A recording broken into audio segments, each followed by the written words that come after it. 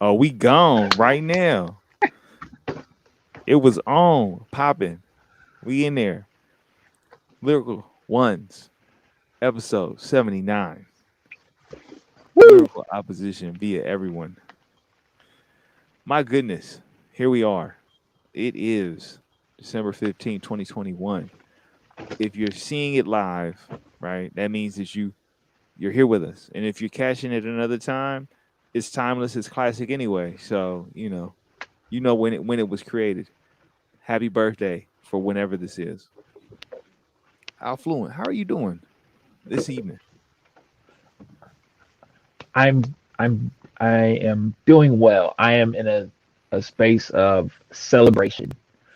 Um, I'm celebrating the life, uh, the beautiful memories, um, the lessons, the words, the struggle, the advocacy, and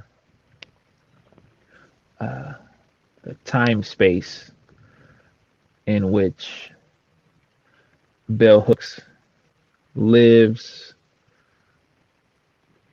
speaks, and teaches to us in love that she personified uh, the term lyrical opposition um,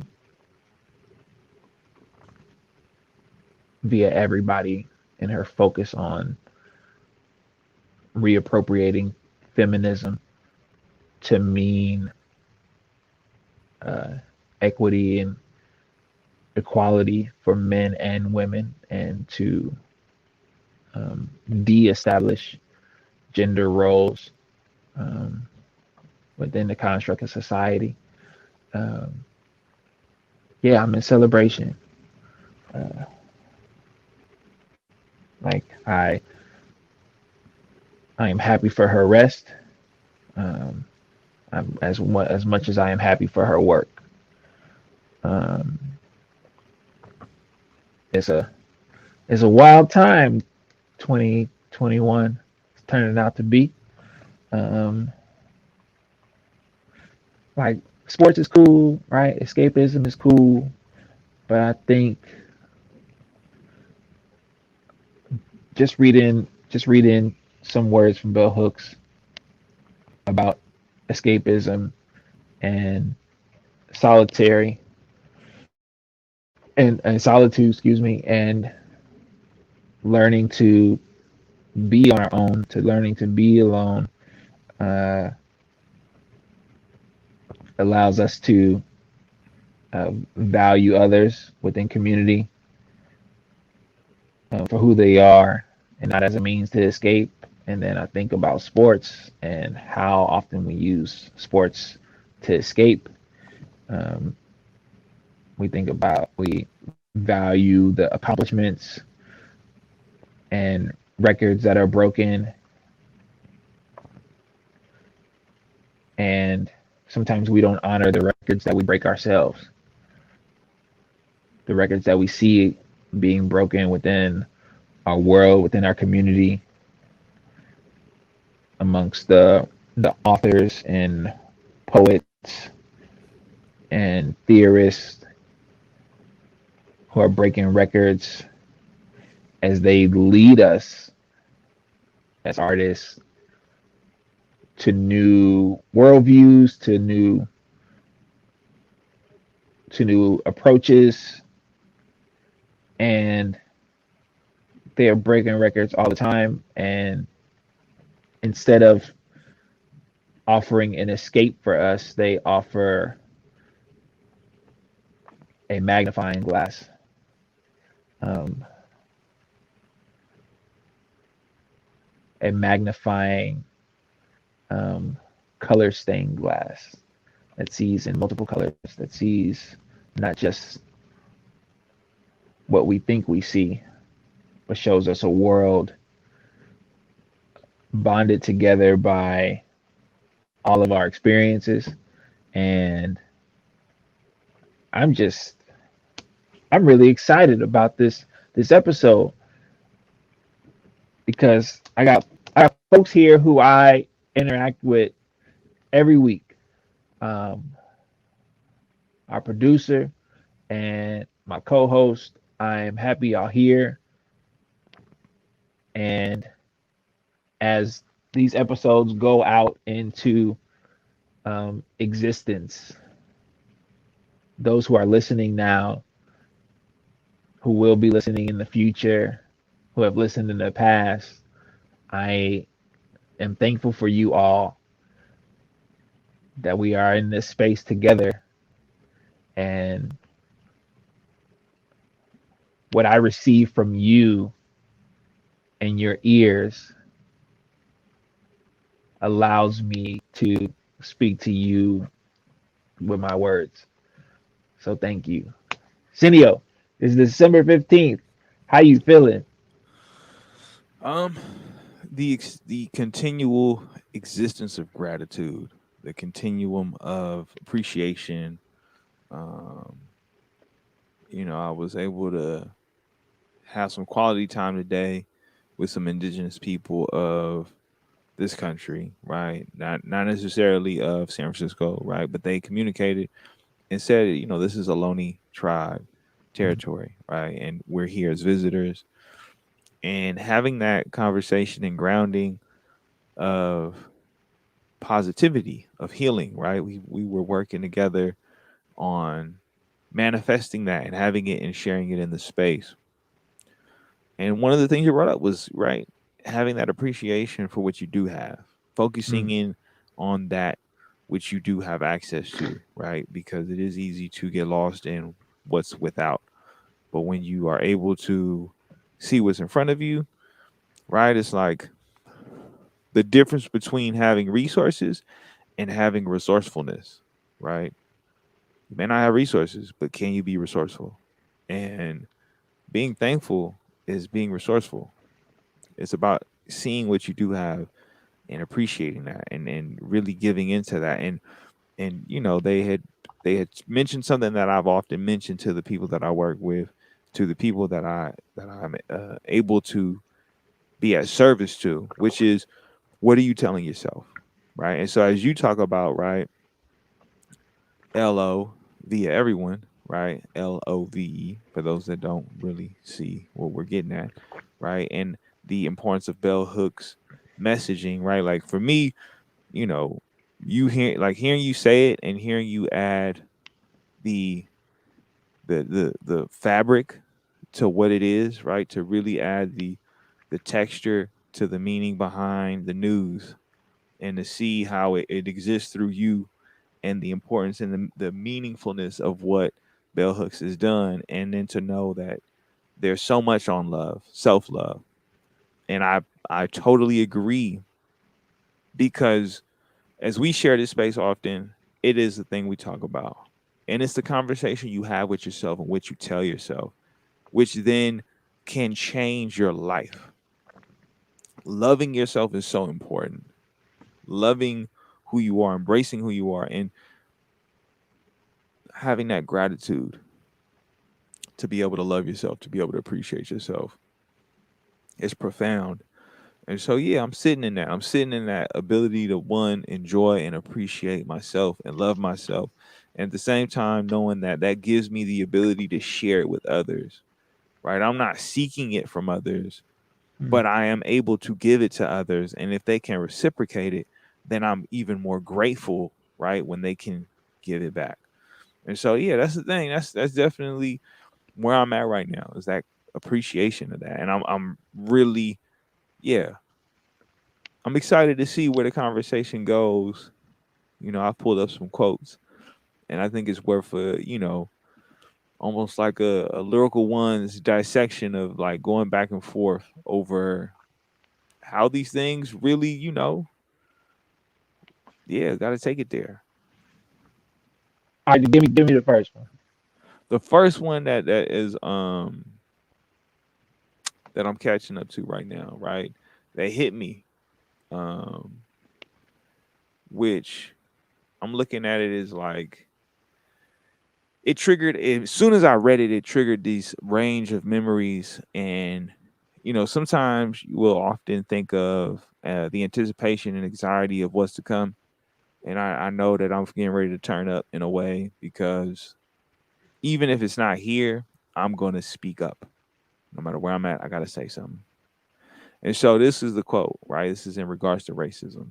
And it says, all our silences in the face of racist assault are acts of complicity. It's from Killing Rage, Ending Racism, 1995, right? And when I read that, as soon as I read it, I was like remembering all that I've recently been in the conversations of 2020 and 2021.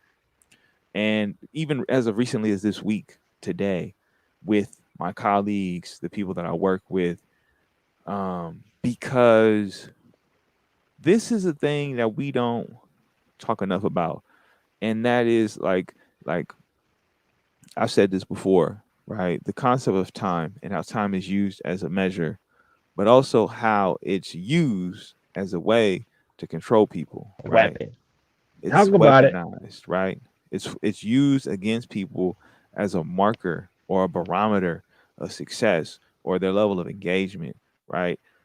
Don't take into account my method, my practice, my way, which is I'm a person of the night, right? Like I can recall that my mother telling me when she was young, she would be up at night, and that was when she was most energetic and had the most in terms of having time to herself, right? To sneak off and like find a TV and just be able to listen or just watch the screen and to be in her imagination, to be whisked away by what would help develop who she is, which trickled down to me, where in a lot of ways I become, in my mind, not even in my mind, in my actions, prolific. I'm able to produce and create and do so much as I go deeper into the night. And yet I've been punished and scrutinized, and I've been put and placed in boxes in punishment because I didn't come to school on time, because I just didn't wake up on time, right? But whose time is it? Was it my time? Because I'm taking my time, I'm using my time. But in the eyes of this structure, this so, the culture, the society that is in front of me, right? We don't give space for you to get up and then come in as you are. We tell you you need to fit in this box. And the thing is, it works for a lot of people. It works even better when you have the supports that can help you adjust, adapt, and develop the skills to navigate those boxes. And time always being used, can't tell you how many times kids to this day, I'm helping them restructure their confidence, rebuild their confidence because they've been beaten and battered by the words of the people in front of them by saying, "Do you want to end up here? Do you want to go there? Because you're not Ooh, coming to school on time. You're not doing what you're supposed to do." Right? And it's like, regardless if they're even getting what they need for themselves, right? You're already projecting on them a value system that they might not identify with, let alone helping them understand that they have a value system that is worth understanding, right? Like these kids is coming in and it's like, yeah, reading these words, all our silences in the face of racist assault are acts of complicity. And I've said that many times, especially this past year, to parents, to teachers, to all these different community folk, my acts of complicity, how I've been complicit to certain behaviors and actions, whether I'm right. colluding with others, whether I'm enabling others, whether I'm being in a space and not speaking up to like say, okay, this is what we need to do. Because now I am saying this is what we need to do, right? I'm over it. I'm tired. I'm done. I can no longer accept what is. And it's not to be disruptive in a way that's like, I'm gonna harm you.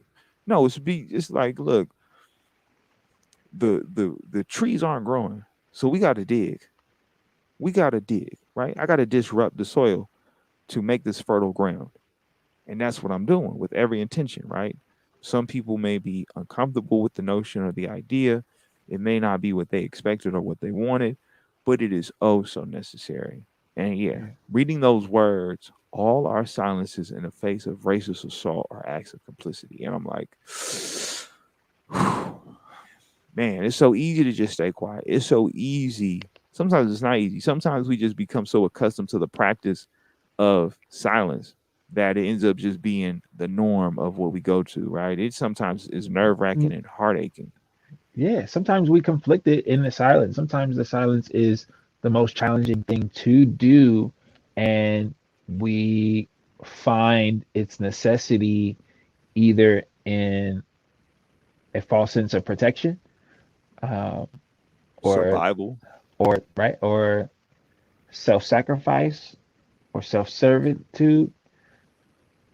We we can be completely traumatized in the silence, knowing the challenges ahead without the silence, right? Knowing, the work and the effort that the lack of silence, speaking up, leads to in so many different ways. And I just want to kind of talk about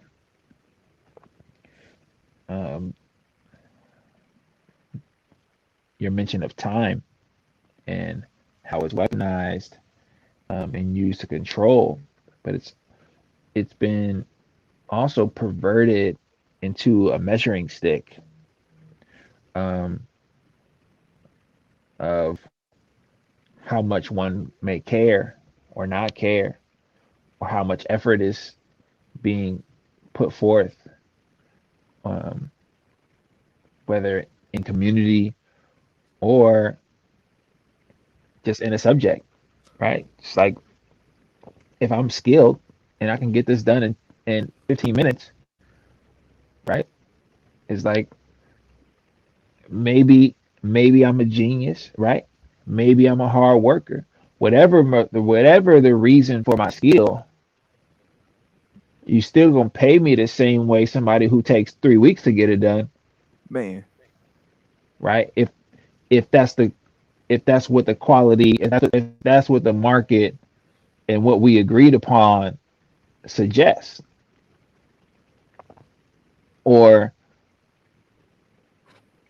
if if my time is limited and I say, well, I work in the morning and I work in the evening, but I'm at home to do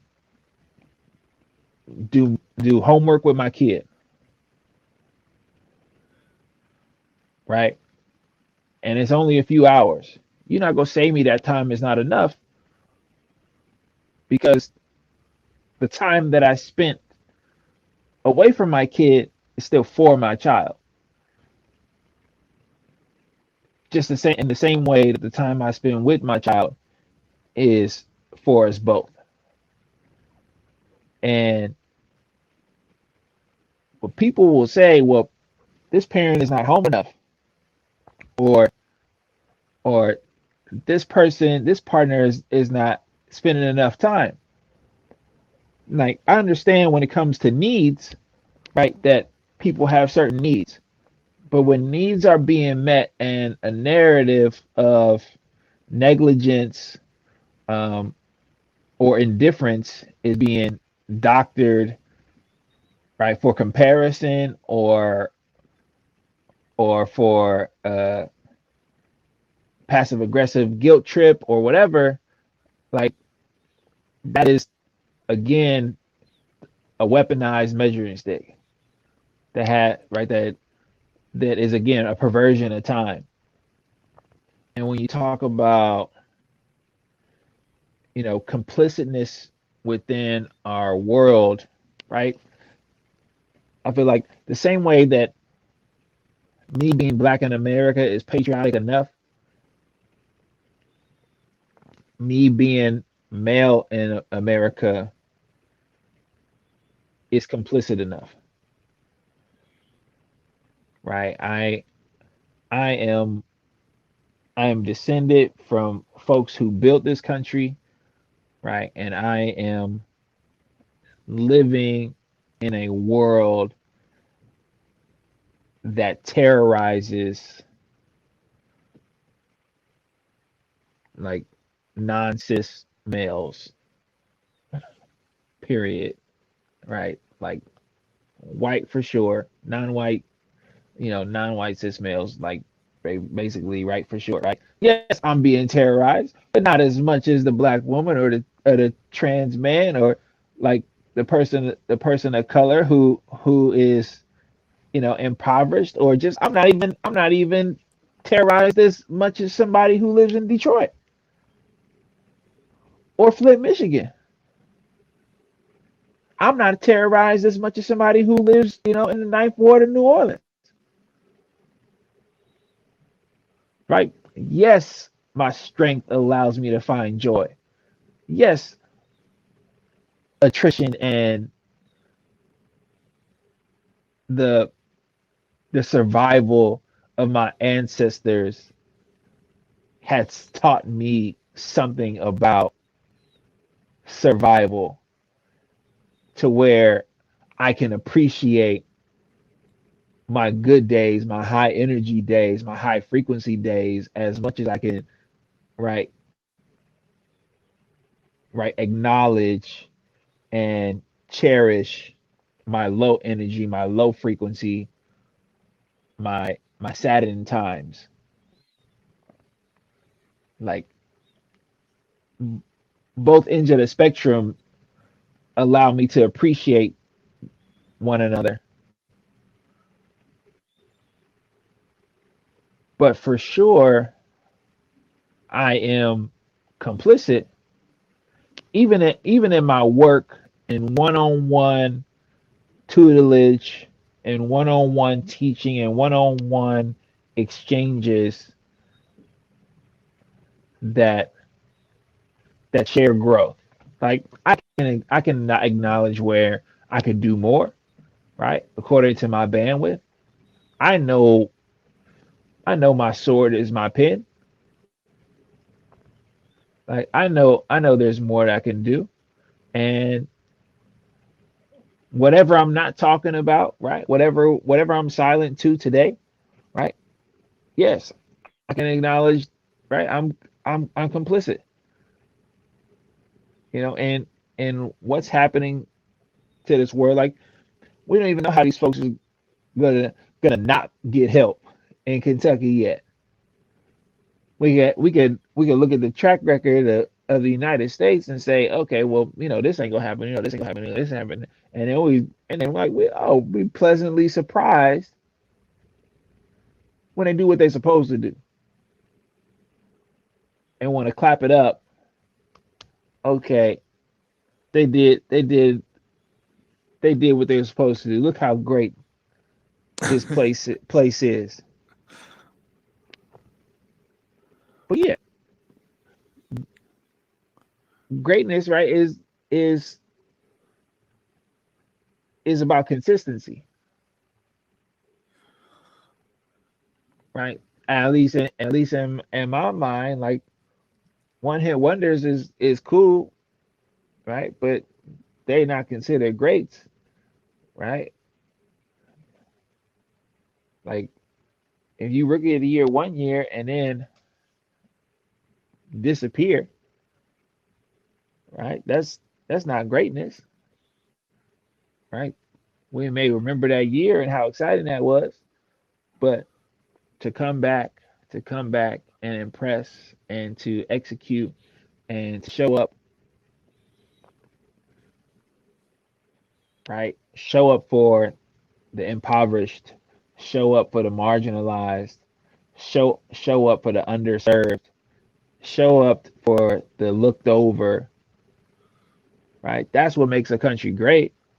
So, like, if we ain't talking about it, right? Yeah, then okay, I'm right there with our author focus.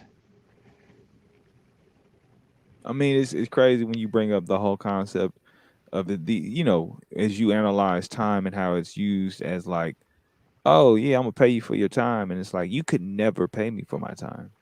You're It's paying me priceless. for what I produce while I'm with you, right? What That's I'm it. producing is what you're paying me for, right? Because if yeah, you hit it on the nose. Like, you can see the little snippet, video of the entrepreneur saying, if you ask me to do something and I bill you for, $100 an hour versus if I say, all right, just give me, $1,500 up front right now. It takes me 5 minutes, right? You think about it, right? Oh, I don't want to pay that. but that's what I'm worth. That's what it costs. Because what I'm gonna do is I'm gonna bill you for them hours to reach what I'm worth, right? But in the Yeah, concept and of you how told me we, about that. And you talked, yeah, yeah. when you sit here and you work inside society, and they tell you what you're worth for the year, right? We're gonna ask of you a third of your day, and then we're gonna tell you what it's worth to us, right? You Woo. sit there and you have to now navigate that, right? And it's like, hold on, Okay, wait, what? I can't. I didn't even wait, huh? I didn't even get to pick I'm my name. I'm done with work.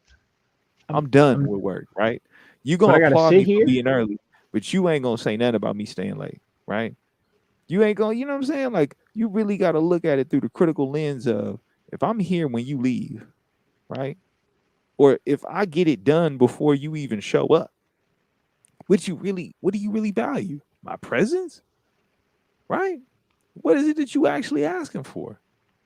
Because when it comes down to it, there's something to be said about how we value time, how we've had this very gross, twisted, and as you said, perverted sense of, oh, let's add a monetary value to the hour. Even though your time you cannot get back, right? The money you can lose and get more, but the time you cannot get back. And yet, in this society and how we operate, right? That is the forced societal agreement. That is the forced, right? You are forced into it.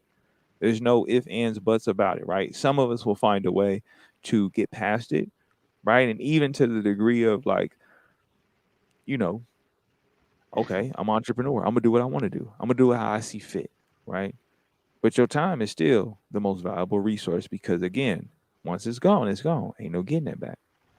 And yeah, it's just it's such a trip to think about because we don't think critically about it enough. We don't often dissect and realize what that means and how that goes. And I think that as we continue to grow, as we continue, to challenge what the world has given us, that is one of the most distinct things that stand out is that yes, your time, as valuable as it is so much more valuable than the price they can put on it.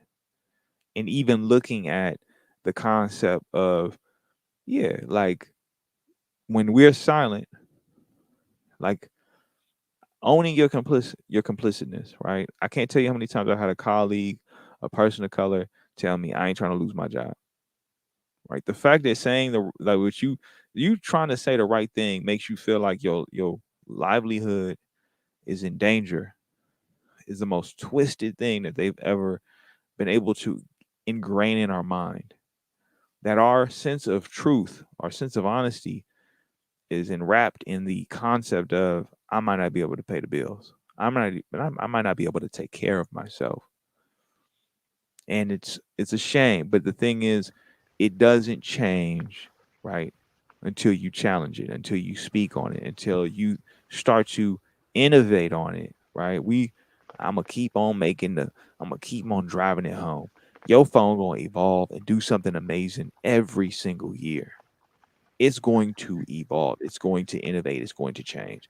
But the status of our lives and how we treat each other and the expectations in society and the culture that we have, oh yeah, it's okay, right? There's countries that are not communist, that are not in any regards as a dictatorship, that are thriving and they have universal health care. And yet here we are at the mercy of millionaires and billionaires who impose and posture and push us into unhealthy circumstances, right? Because why?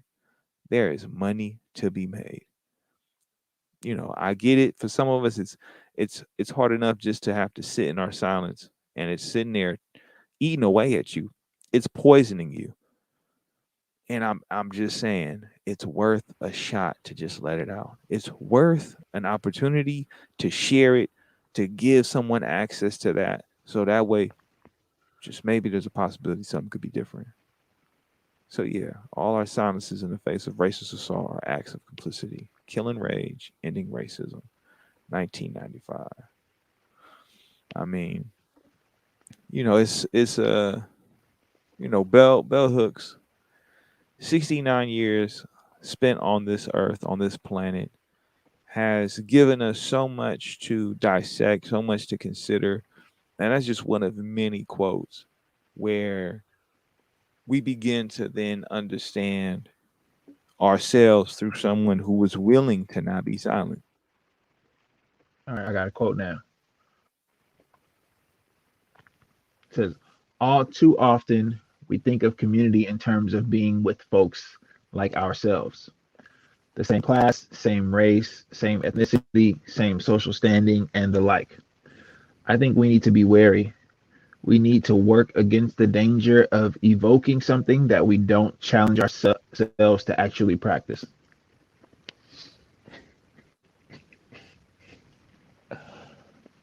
It's like, what does it mean to commune? Like, if it's not even a challenge to do so, like if it's like, I'm like, it's not effort, it's not unity. This is circumstance. This is happenstance. Oh, because we on the same block or the same zip code or we got the same hair or the same outfit. It's like, so if basically if we practice community in a way where we can't get along with an outlier. It's like if if you disrupt the pattern of what I'm used to, if you disrupt my perception of pattern, I can't rock with you. Like, oh, you too loud. Oh, you too quiet. Oh, the pitch of your voice is too high. Oh, your voice too deep.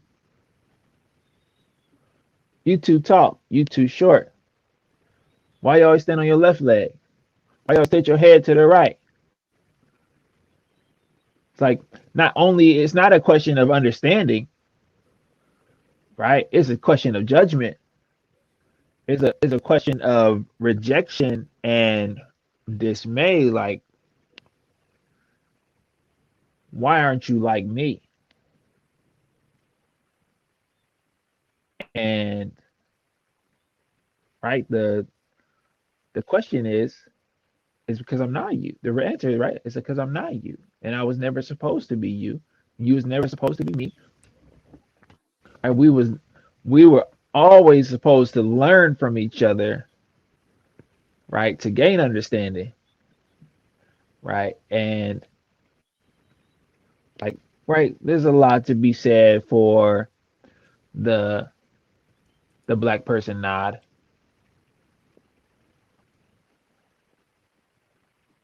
to communicate. I know exactly what's going on here, right? That's a great time, and it's useful in a lot of situations. It's got a lot of utility. I might have to make a token called the nod.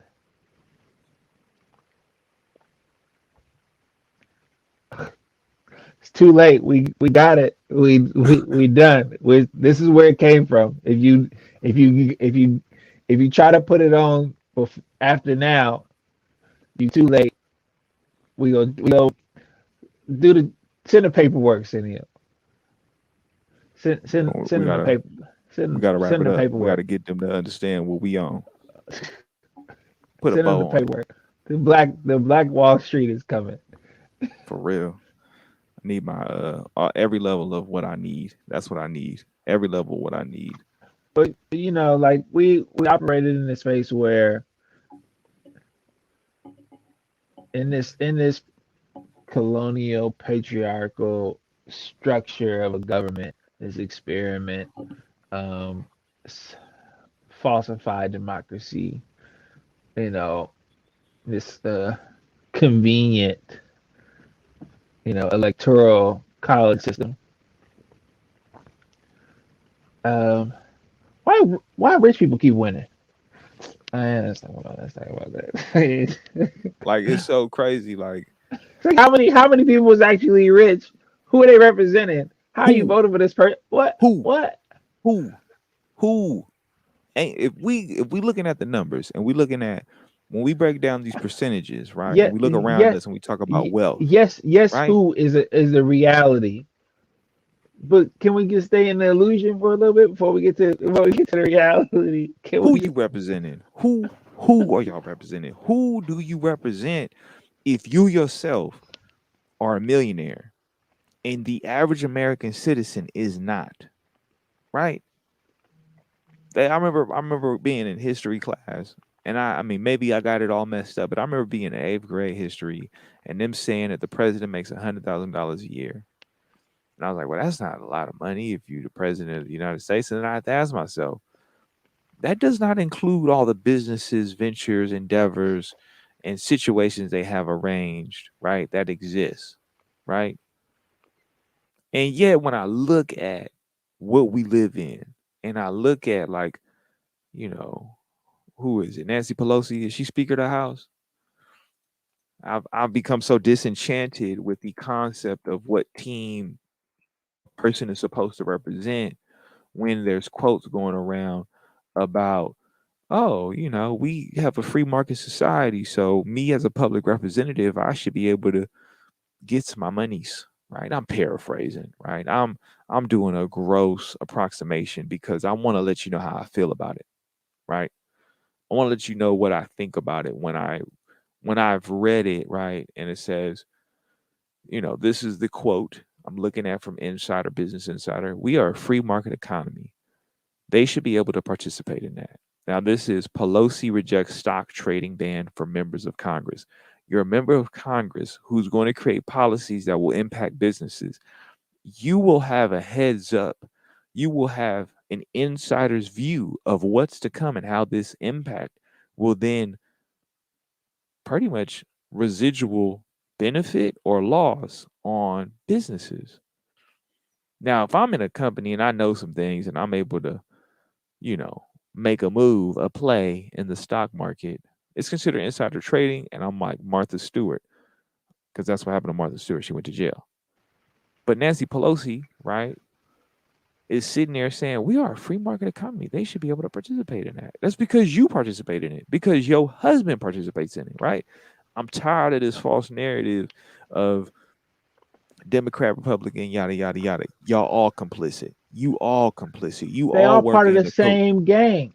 It's They're all the part of the same same game. gang. They make TV shows and movies about these crimes that they commit in a way that they want to operate, right? With this, The this way they lack, operate. the way they Not want operate to. with They're doing it.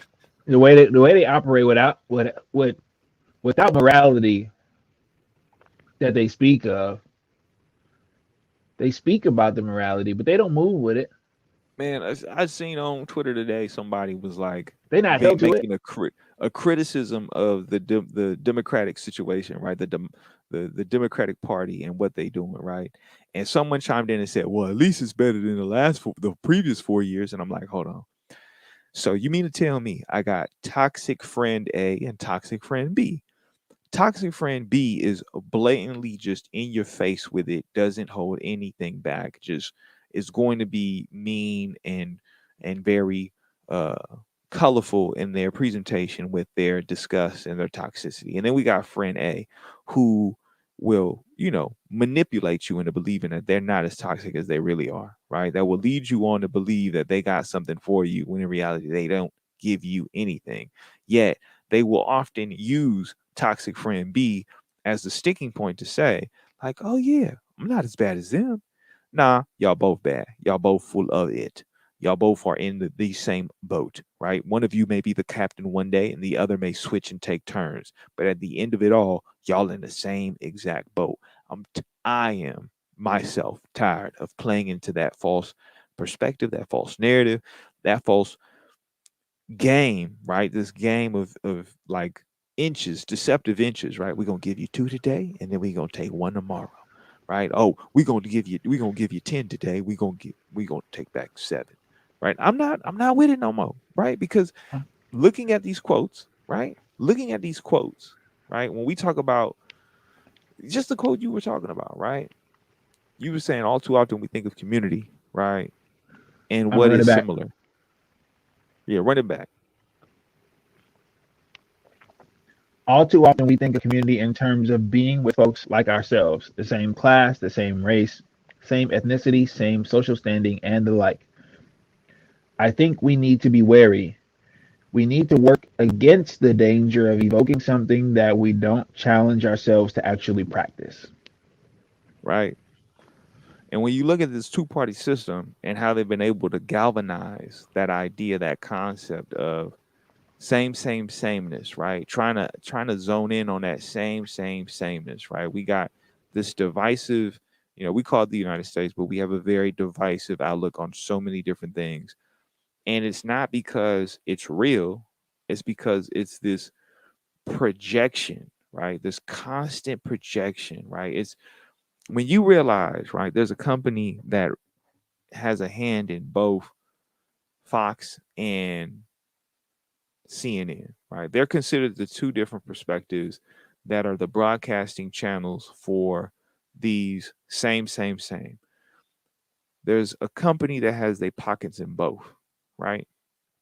They get paid off of how the advertisement and the messaging is going to be, how receptive it is, how much people are going to give their time to it, right? There's one company that benefits from both, right? When you realize that it's one entity that benefits greatly from these two different perspectives, right? Because like, at the end of the day, they don't owe you anything when it comes to truth, right? They don't owe you nothing, right? All they're there to do is try and prey on your emotions in hopes that you never think reasonably, never think rationally, never use logic, never critical in your approach with what you're being given to continue to operate in the same means because it benefits them. When the millionaires who represent us saying they understand when they have no clue and they just lie to our faces, right?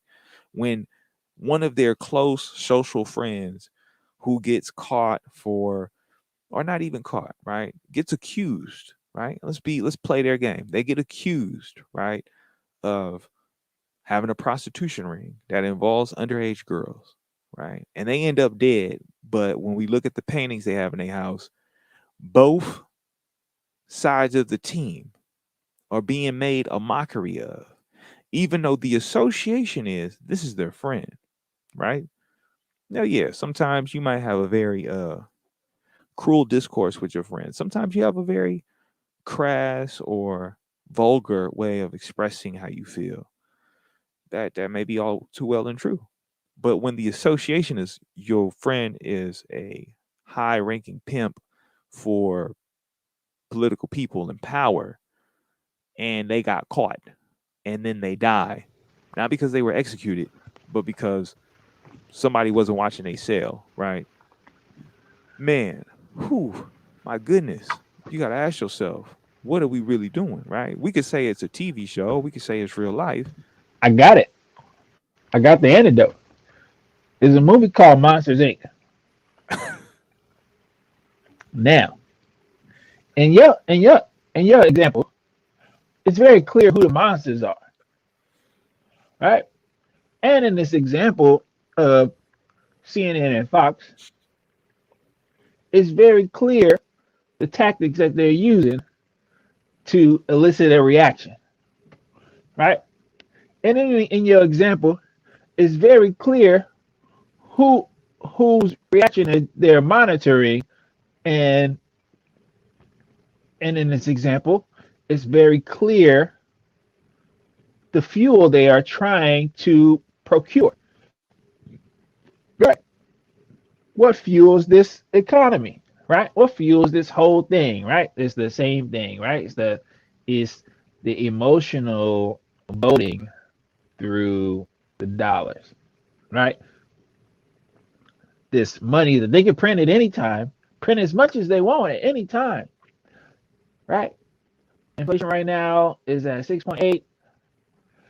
All that means is that stuff is either expensive right now and it's gonna be cheaper later, or stuff is cheap right now and it's gonna be expensive later. That's pretty much what you need to know about inflation. Because you know what? They can print the money at any time. They can print some $100 bills and send them out to people. Their debt is astronomical. They the spending on defense is astronomical, and they the spending on education is teeny tiny, tiny, very small, right? It's minute on purpose because if everybody is smarter, they probably won't be scared by the same tactics no more. And so if we can't scare the people, right, then we can't get the fuel, right? Even though, right, we can produce fuel whenever we want. And we find out at the end of this movie that the whole time that they was causing harm and trauma, they could have been creating joy.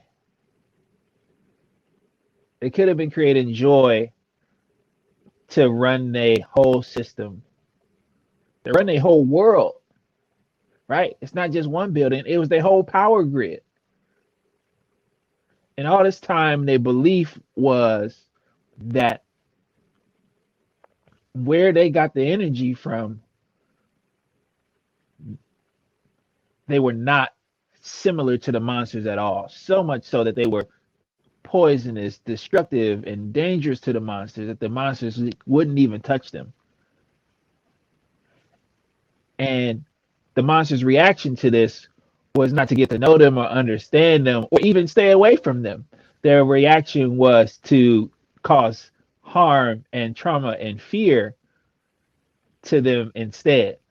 That was what they chose to do as monsters, and all for the purpose of running they world, right? They say this is this is what we can use them for. Even though they're scary to us and they're dangerous to us, we just gonna attack them and run away. Attack them and run away. Attack them every night and run away. Even creating traumatic stress syndrome, reoccurring episodes of trauma to the same individuals with the same images in a repetitious manner, habitually, on schedule, attacking and running away, attacking and retreating, attacking and running away. And the whole time, for years, for decades, literally since the beginning of their power grid, they've decided it's going to cause harm to do this. And the whole time they could have been creating joy. And when you talk to me about, in this example, about these monsters, I realize that to become a monster myself is not the life I want to live. Whether whether they have started to create joy or continue to cause harm, I don't want to be in league with them. I don't want to live in a world that's run off manipulation. That's not the world that I want to be in and fuel. I don't want to run that. I don't want to operate that world. I don't want that world to be functional anymore. The world where folks can say, "Oh well, we could just give them permission to do trading. We just give permission to operate in this open market because $100,000 for the president is $100,000 that a lot of people don't have, right? $100,000 for the president is the median income in one place, right? And 10 times the median income in other places. right? So like one, who is this president representing? Two, so you're saying they could take 10%, no, 1%, they could take 1% of their income every month and invest it, and it could bring back dividends of 1%. Like, hold on. 1%? But dang, but you're not gonna teach me that, right? Like because the spending of the education, remember, is very, very, very, very teeny tiny little bit space, right? Don't teach me that to take my 1% and invest it every month. 1%, right? Not 30%, right? Not even teach me about the market that you saying Congress should, it's open, but you're not teaching it to the generation coming up. Come on. Come on. All I can say is bruh. Bruh, bruh, Bruh. bruh. As Bruh. you were saying that, it caused me to look up something that I've been told many times and that I do have stock in, right? It's not a company, it's a train of thought, which is in 21 days, you can strengthen or rewire neurons in your brain, right? If you practice something for 5 to 10 minutes a day for like 6 to 5 weeks, right? 6 weeks to be on the safe side, right?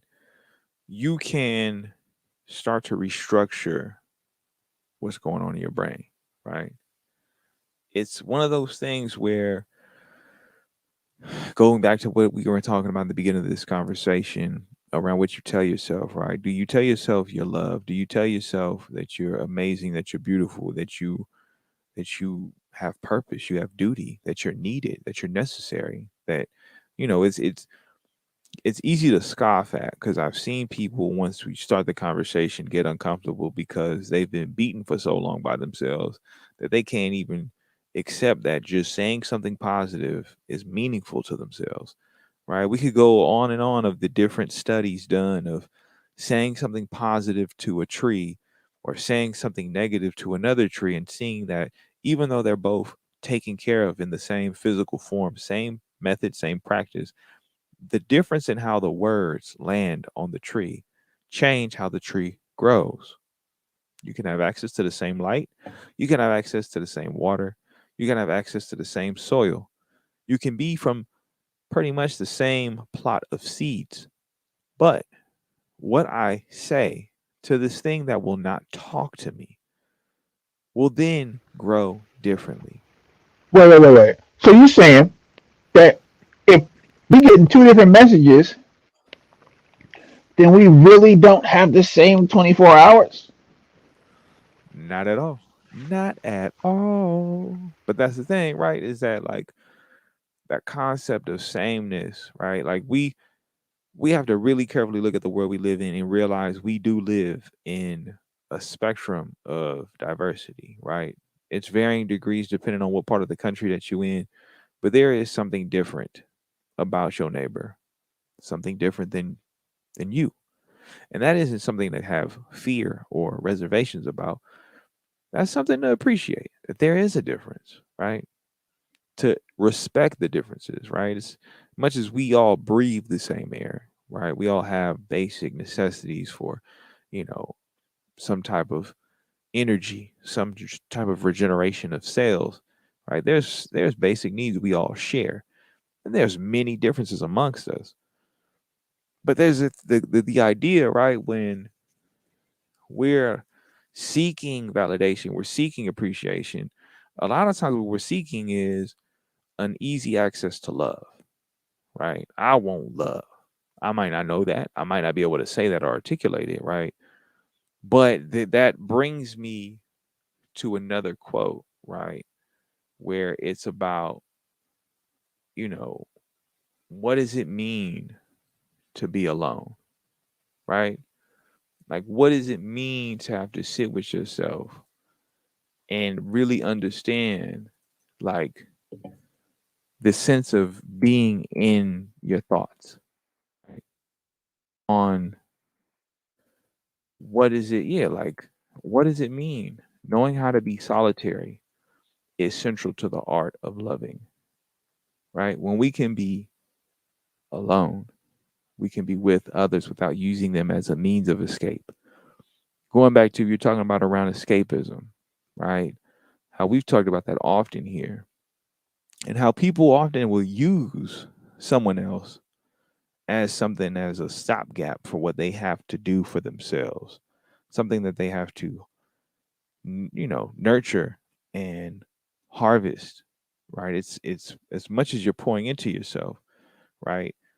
Knowing how to be solitary is central to the art of loving. When we can be alone, we can be with others without using them as a means of escape. And it goes into the notion of why some people are so quick to adopt a belief that could be harmful to themselves or be harmful to others just for the sake of not being alone, right? We are a country that praises individualism, individuality, these very distinct forms of identity until it comes time for us to come together, right? And I get it. Like, look,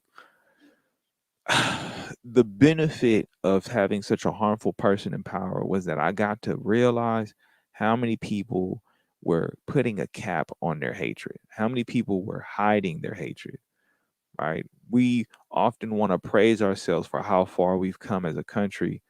And what I realized was we ain't came that far. We haven't come that far, right? And I can appreciate that, as messed up as it is, because now I don't have to live within myself thinking that I'm insecure, right? Oh, maybe because maybe what they did, maybe that's just because I'm insecure, right? Because times have changed, right? We've evolved. We had a black president, right?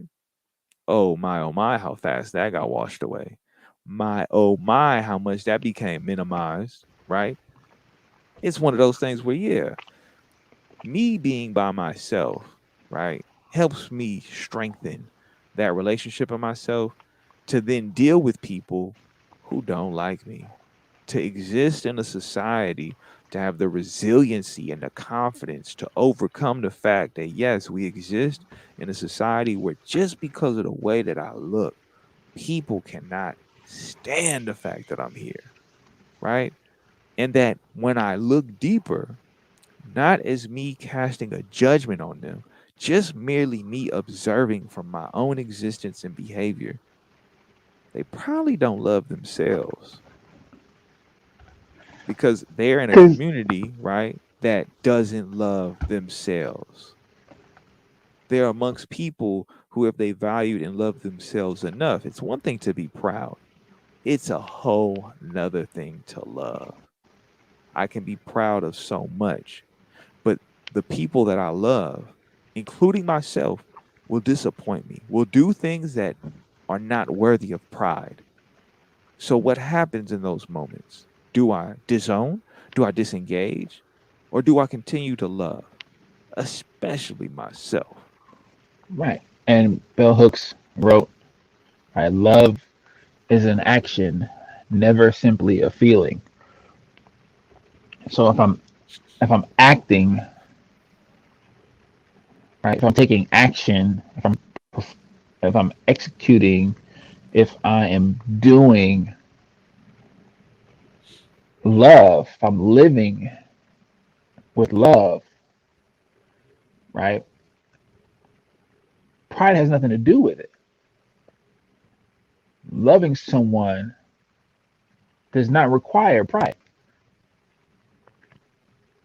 Like even to say I'm proud of someone, it like, and yes, there's different forms of what we mean by pride, right? And when we talk about ego and inspired by or admiring someone for their accomplishments, but neither. are involved in loving someone. And it's so interesting. Like, I just want to talk about how you mentioned the differences between presidential administrations and how they sandwich these these candidates, right? And it's interesting because they're not actually sandwiching the president, right? They're sandwiching the message, right? And they tweak the message to say you are less than and relatable to this person, and then the next message is you are less than and relatable to this other person. But woven into all of that is right, you are less than because this person deserves or is worth representing you and telling you what you should be doing based on their accumulation of funds to remind you that they are better than you. Right? That's what the war chest is about. Right? That's what they spend their money on. Is reminding you of their name and how they should be in this space solely based on their ability to pay to tell you about it. But bruh, they hate on people for getting NFTs though, just because they're trying to find ways to get wealth. But you just said that the people who we look This to create changes are more or less sponsored by the rich. Hold on. You mean to tell me there's people who are going to praise politicians as being the vanguards of change, as incremental and as small as it may be, as minute as a grain of rice as it is? There's people who will champion them. Yet they will also scoff at the fact that there's people who've come to learn and realize that, oh, those same people you champion are really backed by corporations and people of old wealth who care little to no concern of your overall day to day life. And there's a new generation of people who are actively engaged in a revolution who are saying, oh, you know, that centralized banking system that we all have, you know, that inflation that's gonna happen, that's going to cheapen your 3% raise you got because 6% of your, like, guess what, 6% inflation, that means you literally just lost 3% as you advanced, right? So when you think about that, there's a whole group of people who will be judged and ridiculed and be made a mockery of for trying to change what wealth means. Yet, as you just said, right, they trying to go ahead. there's a person who you gonna praise, who you gonna big up as, yeah, they're representing my team. No, no, they don't represent your team. They represent dollars. They represent And their as team. we engage in this revolution, right? Like this always happens. You can scoff on it, you can hate it because you don't know and you live in ignorance, which is very much like racism, right? They're very connected. Ignorance and racism are hand in hand. Did That y'all know that, right? Did you know that ignorance, the lack of being willing to open your mind and expand your views, is very closely tied to the racist perspectives that you say you're against, my very left-leaning brethren. Um, did you realize that? Did you understand and conceptualize that the fact that you so galvanized in a viewpoint that you can't see beyond yourself means that you may lack the empathy and compassion to fully understand the struggles of colored people, let alone your own current struggles? Did you get that? Did you realize that? Now, for those of you that are only getting the audio only version, I am taking my hands and clasping them together to show that there is a link, that there's this infinite loop that exists within myself where one is feeding into the other, as people often do when it comes to putting their head up their own rear ends.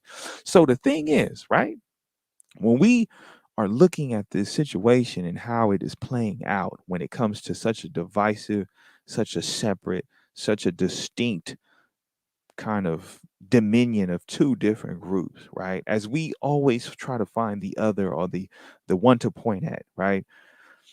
And there's like literally a revolution happening right now where people are trying to flip the script. And instead of embracing the change, we're acting similarly to the ones who we oppose, right? Or to someone you may oppose, right? Because it's not to necessarily say that I even group myself in with y'all beyond the fact that we do share the same air, right? Again, you're talking to a guy who's a rapper that wears a mask and, sitting here in the most distinctive ways talking about Bell Hook quotes and the celebration and memory of her life and her activism, right? In trying to fight against the patriarchy, to fight against racism, to fight against these concepts, but also embrace and grow and nurture in love and understanding, right? And thinking critically, right? It's a continuum of that fight, right? We experience a loss, but it triggers a response. For some, maybe not. But for us, definitely.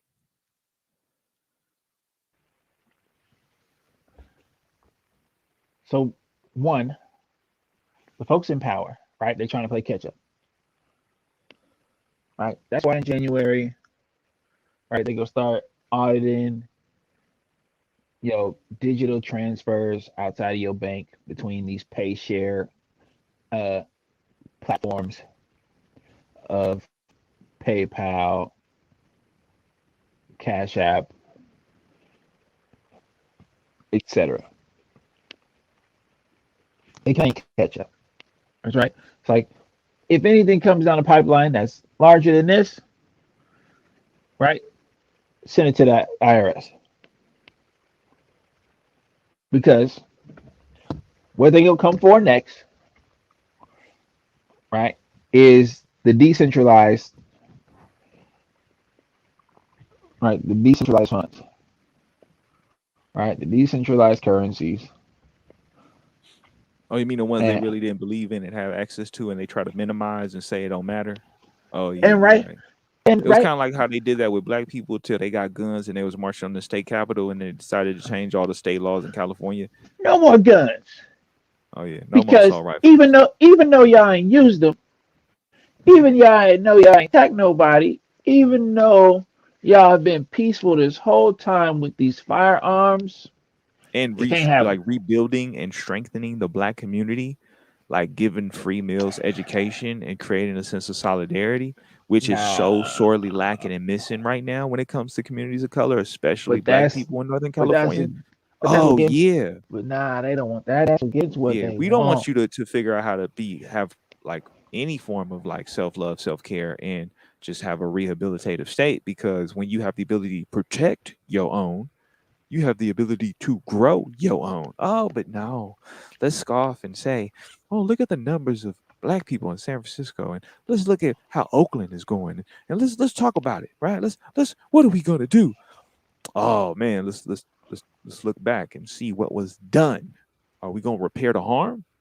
Oh no, we just gonna stick restorative justice principles in schools, but we not actually gonna do restorative justice. We're gonna do a mutated version of it, right? Where we're taking aspects that benefit us in our operation, in our patriarchal or very colonial or very just outdated, inadequate, dumb, stupid structures, right? Let me tell you how messed up the system is. Let me tell you how messed up the system is. How traumatic it is for people of color, for marginalized people, for queer peoples. Let me let me tell you. Bell Hooks writes wrote, when we face pain in relationships, our first response is to sever bonds rather than to maintain commitment. So what Marcus Garvey was saying was, let's get out of Dodge. What Harry Tubman was saying was, let's get out of. Frederick Douglass was saying, let's get out of Dodge. And instead, we maintain commitment to this day. To this day. And it's so wild because the natural thing to do, like people like, right, vilify it, right, when it comes to, right, being harmed by someone. And they used to vilify it and to leave. Now it's a almost a celebrated thing, right? Of zero tolerance. Like if you see a red flag, throw the whole person out, throw the whole person away, right? If somebody harm you, don't just not just the characteristics, not just right the the physical, but the whole person, everything that that person is to you, toss them, sever the bond, Oh yeah, because and we're disposable. You're right. That's right. that's right, and that's what what is more beneficial for Monsters Inc. Oh yeah, we too good on lyrical ones. Lyrical ones. Lyrical ones is too good. Well, but that's what Monsters Inc. want to happen because if you could throw away the next person, that means you can't work with them, right? If you can't work with them, maybe you can't be unified with them, right? If you can't be in unity with them, how you can't have community? Because, huh? You take the unity out of it, and it's just .com. For real. For real, for real. It's really just commercial. It's just that's it. It's commerce, consumption, It's, that's right? that's it. It's transactional. When we face pain in relationships, our first response is often to sever bonds rather than to maintain commitment. But right, And it's not a right. It's not a good or a bad. Right, it's a statement about first response. first response, right? Survival, safety, security, like how do you preserve, right? Stop the pain. I want to stop it, right? And the thing is that I've seen this happen from kids to adults. As I have transitioned through time, what I've seen is oftentimes there's something in us we don't resolve. And because of that, if it's distinct enough, it will continue to perpetuate harm. And we will say that person did me wrong.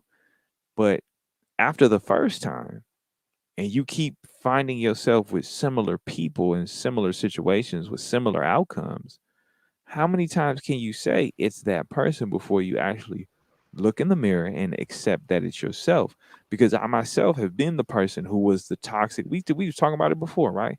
I was a little some doing a whole lot of some because I had stuff within myself I needed to resolve. I had things within myself I needed to challenge and change, so I can grow, so I can be in a position where those things that ailed me are no longer holding me back, right? They're things that I've learned from. They're things that I've learned to respect.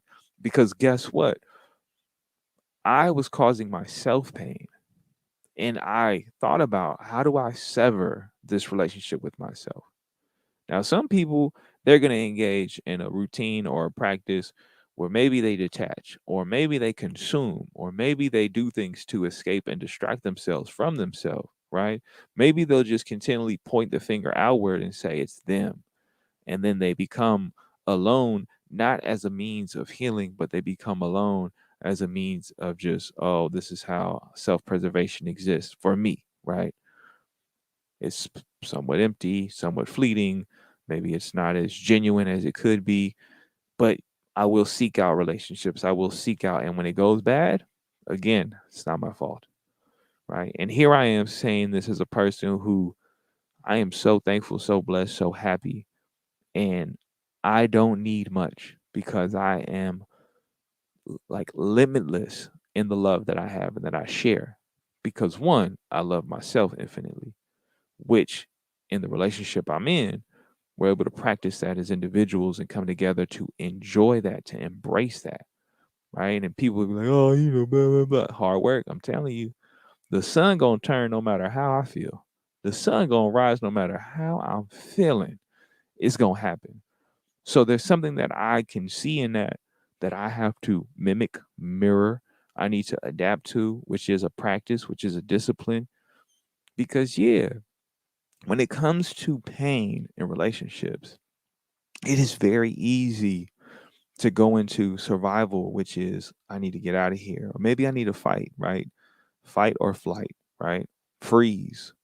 What is it that I'm going to do that is going to help me learn from this? Because oftentimes we don't, right? We don't try and receive something new. We try to find something to nurture us into, oh no, it can't be me. Because maybe society is perpetuating this concept or idea, right? Because that goes into another quote that Bell Hooks had, right? The concept of love, right? As I pull up this quote, because it is important to me, right? Let's see. This is where is it? Where is it? Where is it? Because you had said it earlier, right? It was about how societal structures, societal culture, right, will start to impose itself on love, right? And it's like, yeah, here it is. I still think it's important for people to have a sharp, ongoing critique of marriage in patriarchal society. Because once you marry within a society that remains patriarchal, no matter how alternative you want to be within your unit, there is still a culture outside that will impose many, many values on you, whether you want them or not. Feminism is for everybody. Passionate politics, the year 2000, right? To take severing that, oh, I've been hurt, I need to get away, to now, I want to be with you. But how am I going to be with you? So, what degree am I with you? Right? By saying I'm with you, I'm using this term of like marriage as a declaration of my commitment to you. But we still exist in in a society, excuse me, that right is going to impose itself, right? This culture will impose values that you may have no value in, right? It's one of those things where it's very easy to let those things trickle in if you're not mindful, if you're not aware to challenge it, because it's in there, right? It says, right? I still think it's important for people to have a sharp, ongoing critique of marriage in patriarchal society, a critique, ongoing critique. Because once you marry within a society that remains patriarchal, no matter how alternative you want to be within your unit, there is still a culture outside you that will impose many, many values on you, whether you want them or not, right? Being alone, repairing the relationship within, using that as a means to know, to practice how to repair the relationships outside of you, right? I'm not saying you got to love everybody. I'm not saying you just got to stick it out. Sometimes you got to know your boundaries. Sometimes you got to know, as Alfluence said earlier, your bandwidth and how to grow that.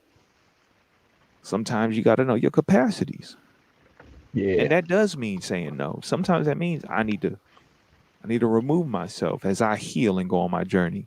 And some people may never go on that journey. Some people may never come to terms with that is, right? But it is important that you do critique what is your concept of love. Just Set Future, Just Set Radio, Check Grind Radio. The concept of love. Understand, understand, understand, understand, understand the concept of love.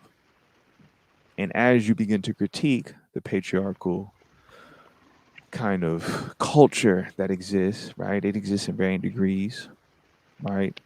How is that imposing on you to show up? Because the world is forever changing, times are changing, right? It is very easy to see the voice of the few, right? I've referenced so many times in this episode alone, episode 79, how people have these views. Even they may sit in very small segments and they can become very vocal when they get together. They can be a very rousing chorus of choirs of stupidity. But I have to critique that. I have to critique that just as much as I critique what's around me in the vicinity of my job, what's in my family, what's in my friendships, because you can find yourself in a situation unknowingly in allegiance or an alliance with someone or something that you don't agree with.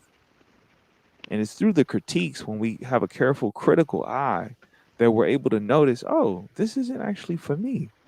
This isn't for me right now, or maybe this isn't for me at all. And I think it's important that, like, yeah, people continue to analyze and be critical, not in the sense of to tear down and destroy and be mean and spiteful and hateful, but to harness the love and energy within to help establish that connection.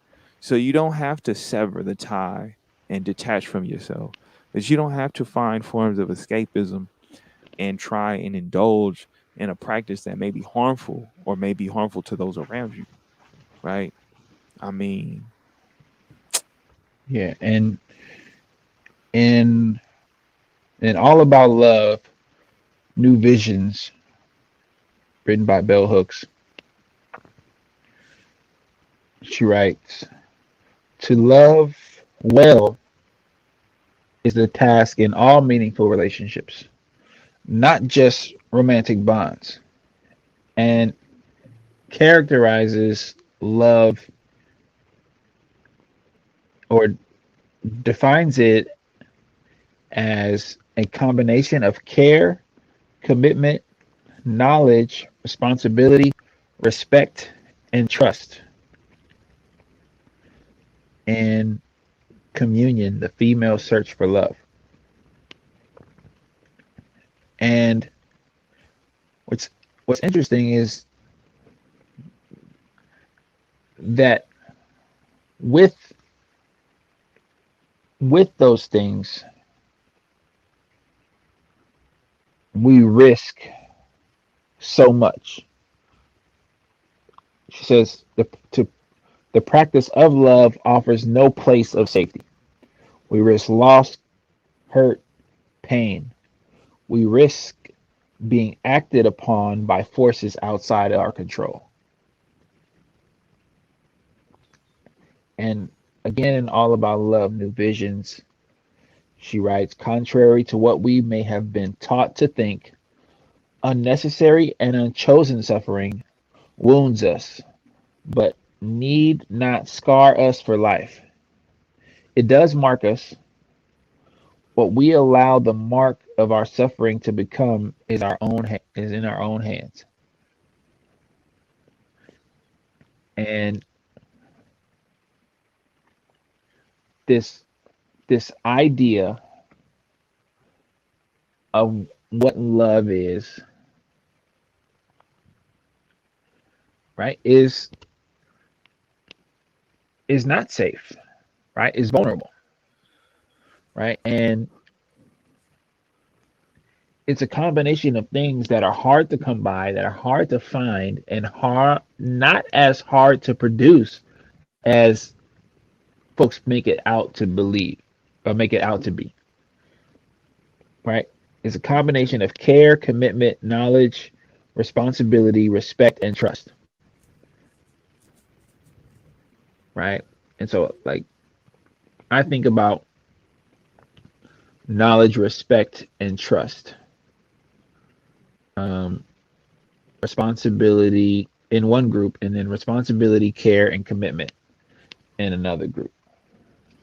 Um, uh, right? All necessary things, but to share knowledge and receive knowledge, right? You both respect and are respected, and you trust and are trusted. And to care for someone is to commit, right? and be committed to, right? To be cared for and care for, right, is to commit and be committed to. And allowing someone to be responsible for your needs while accepting responsibility for the needs that they expect from you, right? Not all their needs, not everything they need to be human, that they need to survive. For Because real. like you said, right, if I learn how to be alone, then I'm fully aware of my needs and how to provide for myself, right? And then, right, I can teach someone else, say, these, if you can help me out with these few needs here, right? Say you share some responsibility with my needs, right? Not not all, but I'm saying these are things you could help with to take some weight off my plate, right? And I'm willing to do the same, right? I'm willing to have some responsibility within this commitment, right? Within this vulnerable risk management situation, I'm willing to be let down, right, by offering you some responsibility, right, for my needs, right? And they may just be emotional needs, right? They may be, right, logistical needs, right? They may be communicative needs. That's all, right? And in that, I care for and feel cared for, right? In that, I commit to and, right, receive commitment. In that, right, I learn and teach. In that, right, I trust and am trusted, right? In that version of love, right, I respect and am respected, right, by sharing these things. And if that is what love is, and to love well, if Bell Hooks says that to love well is the goal of all relationships, not just romantic bonds, that means we have to be better at saying, bro, can you help me on this cover letter? Can you help me with my MetaMask wallet or account?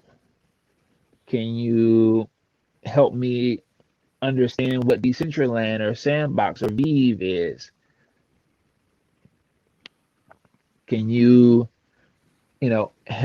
help me, you know, you know, filling out the volume of this beat? You know, am I punching in right? Like to where I am can respect your opinion, right, and be respected, for my skill set or my need for help.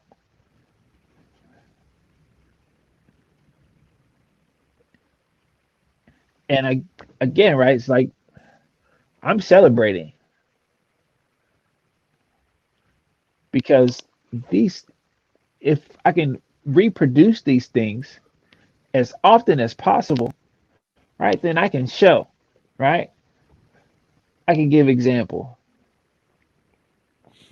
And if I can give example, I can help us all see our responsibility to be less complicit, right? And and not,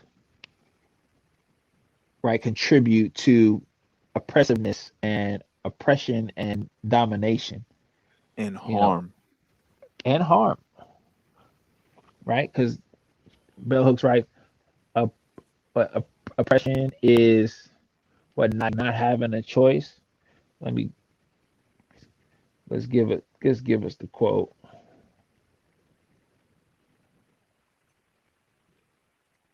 Being oppressed means the absence of choices, For real. For real. right? It's And so right, it's so real. right. And people say, "Oh, I'm being fair because I gave you an ultimatum." No, you gave me a few choices, two choices.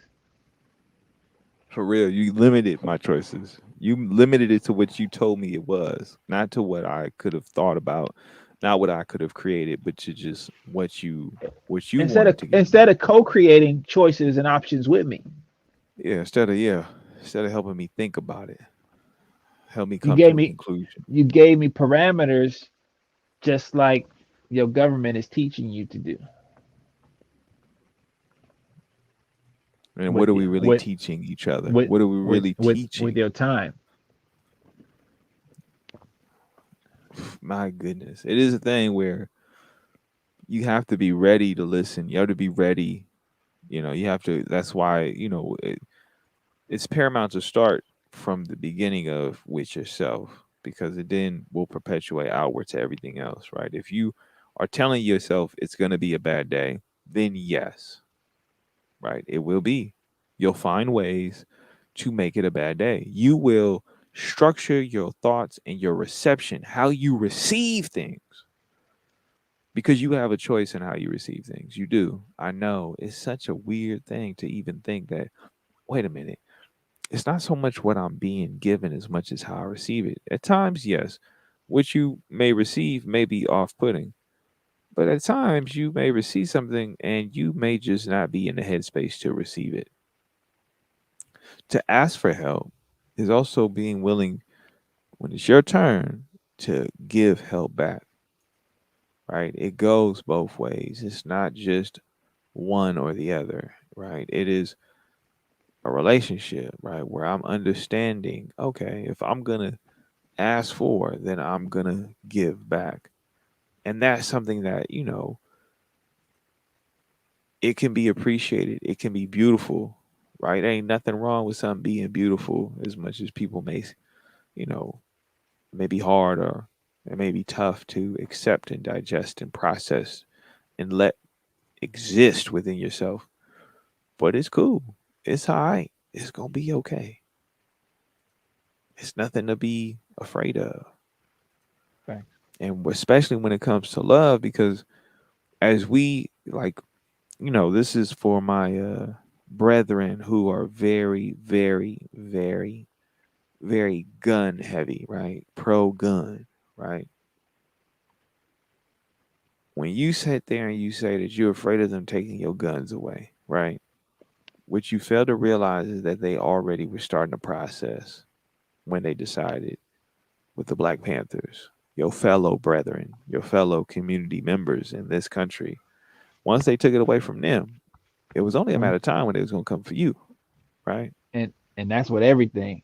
Once they That's take it away everything. from one group, they say nobody's gonna stand up for this group, so we're gonna take their rights and see how people respond, right? And so what they allowed to happen was you say, well, we're gonna separate them about by these cards and what these cards have access to. You say if you ain't got a car, you can't come to the restaurant. You ain't got a car, you can't come to this club. You ain't got a car, you can't get on this plane. You ain't got a car, you can't go to this venue. And if you ain't got a card, you are in a group, and we are taking your You rights away, belong to a group. and we're gonna take their rights away. And because we're taking the rights away from you, and folks who are not in your group are letting us watching it happen with popcorn, and because we gonna take theirs next. We gonna take from them next. Yeah, we got what we wanted from them. Now we Make coming for you. right Be, because they allowed us to control them and allowed us to take away your rights, we gonna control you and then take away their rights. And while we controlling you, we expect you to also watch while we take their rights. It's a shell game, and I'm just glad we have the space to process it. I'm glad for the lyrical ones who are listening and sharing. You know, we just want to echo,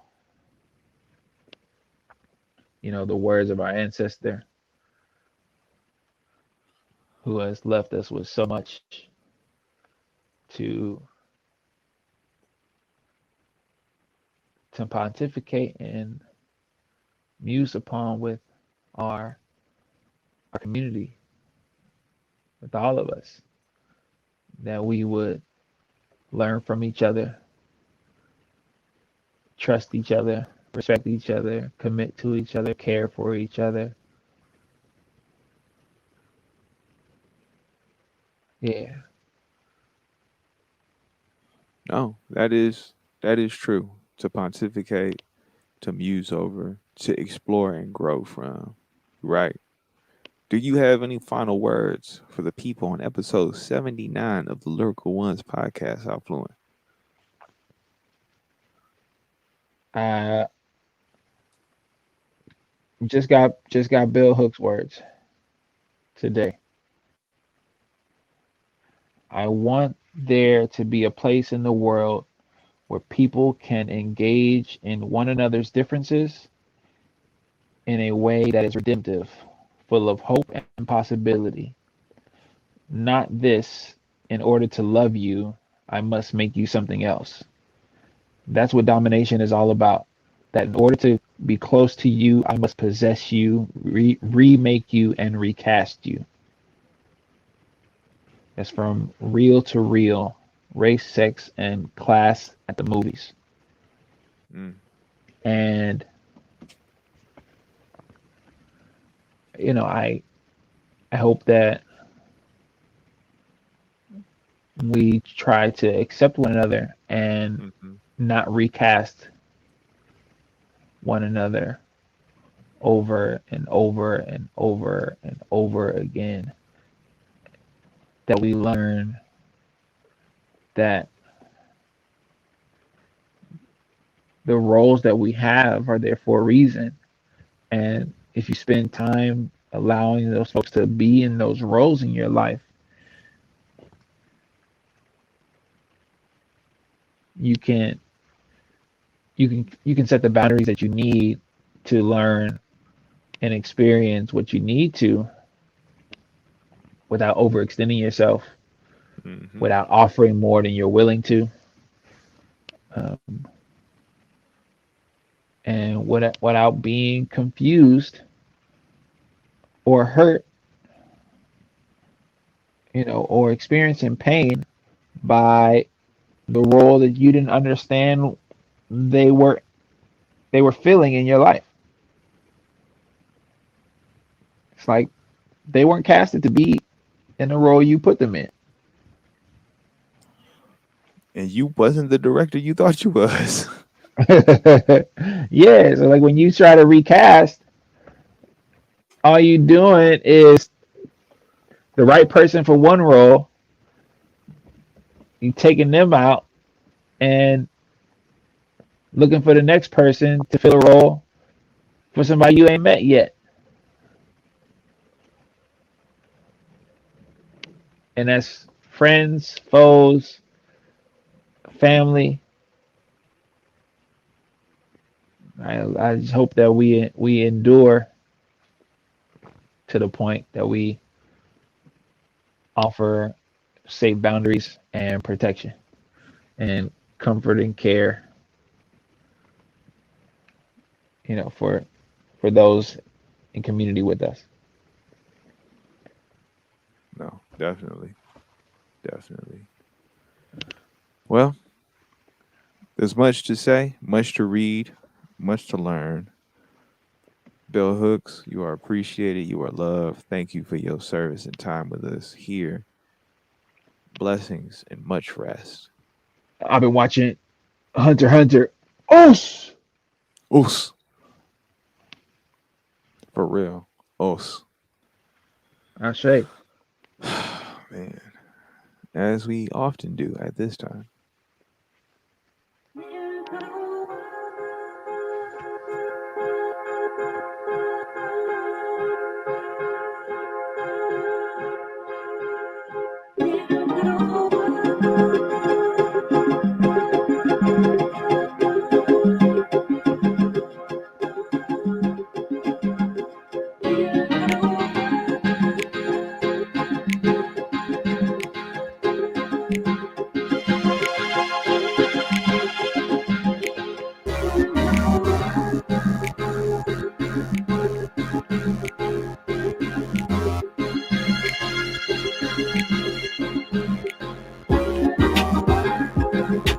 They gave me the wrong order.